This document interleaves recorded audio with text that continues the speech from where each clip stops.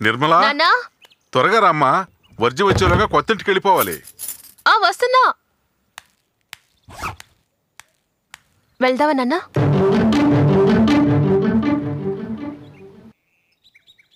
ఇప్పుడే వస్తాను. మేము ఇంట్లో ఉండటం మా కాబోయే అల్లుడు గారికి ఇష్టం లేదు. అందుకని ఆయన ఒక ఇల్లు చూశారు, మేము అక్కడికే వెళ్తున్నాం. మమ్మల్ని వెతుక్కుంటూ ఎవరైనా వచ్చినా లేక కాంటాక్ట్ చేసినా దయచేసి ఈ ఫోన్ నెంబరు అడ్రస్ వాళ్ళకి ఇవ్వండి, మర్చిపోకండి. అలాగే.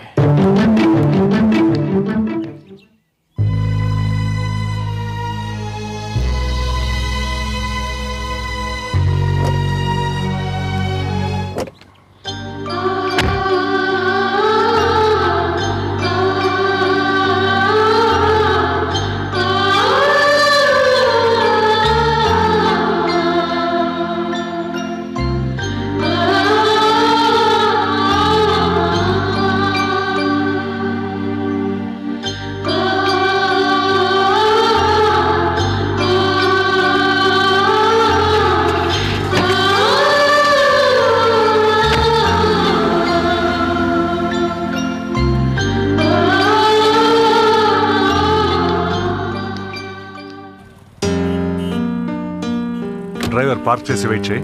Okay sir. Come on come on. ఈ సినిమా చూసావా? లేదు, చూడలేదు. చాలా బాగుంటుంది.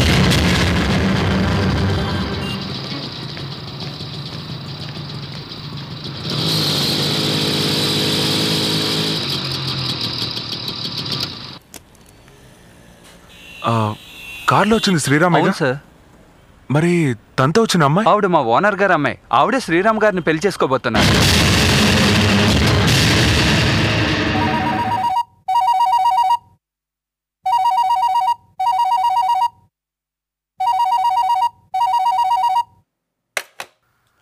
హలో హలో సార్, నేను సూర్యని మాట్లాడుతున్నాను. నిర్మలా ఉందా?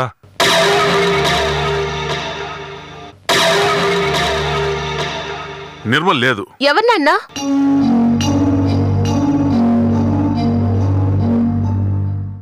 సూర్య.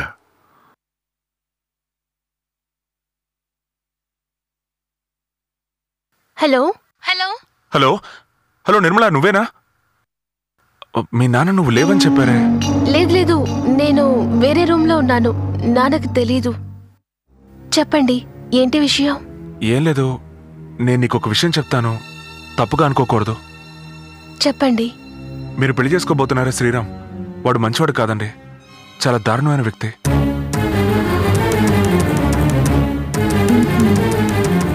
వాడు నిన్ను పెళ్లి చేసుకుంటానని చెప్పి వాడు ఓనర్ కూతురుతో తిరుగుతున్నాడు. నేను నా కళ్ళారా చూశాను.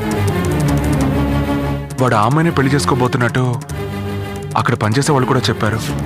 మిస్టర్ సూర్య, మీరు ఎప్పుడైనా సరే మా ఇంటికి రావచ్చు, వెళ్ళొచ్చు, నాతో మాట్లాడొచ్చు.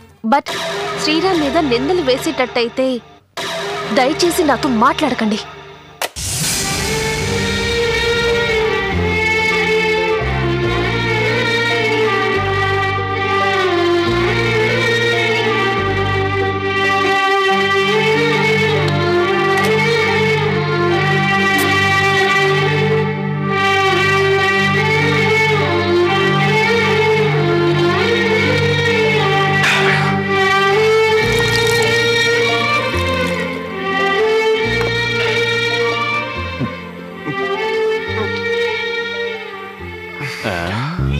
నువ్వెందుకురా ఫీల్ అవుతావు?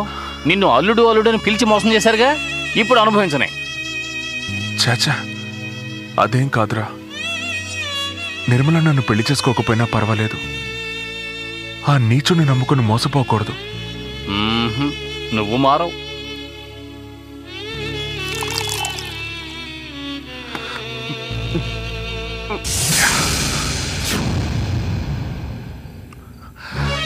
అన్నిటికీ ఆ శ్రీరామే కారణం. మనల్ని నమ్మించి మోసం చేశాడు, ఇప్పుడు ఆ నిర్మలను మోసం చేస్తున్నాడు.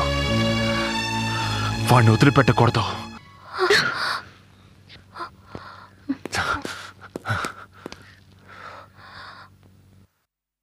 ఆయన్ని కొట్టడానికి నువ్వెవరివి? నీకే హక్కుంది?